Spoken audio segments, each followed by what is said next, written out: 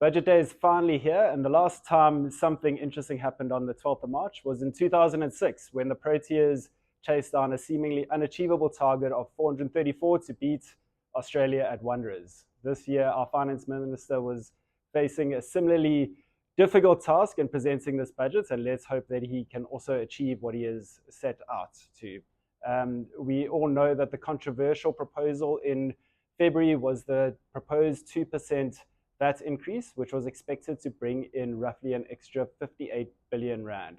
That has now been reduced to a 0.5% VAT increase, which will be effective from the 1st of May, and another 0.5% next year on the 1st of April 2026. So all the accounting systems are going to have to be adjusted twice over the next 12 months, and I'd caution suppliers to just take careful note of all the transition mechanisms in place in the VAT Act.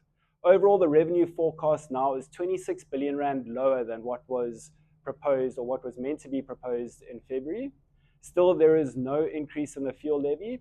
However, what has changed is that there are increases in the sin taxes, which will be effective from the 1st of April this year.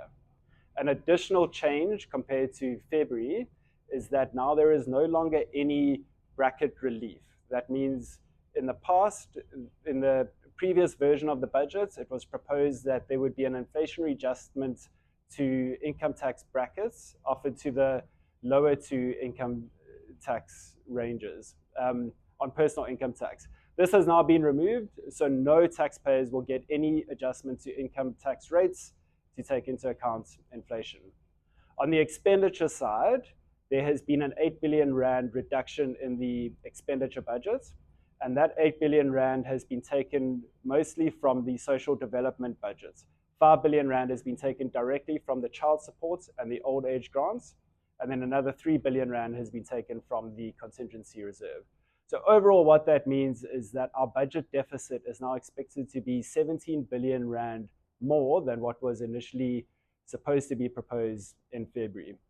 After the February proposals, a lot of the suggestions in the media or the general perspective seem to be to support allocating more resources to SARS to enable to do their job better and more effectively.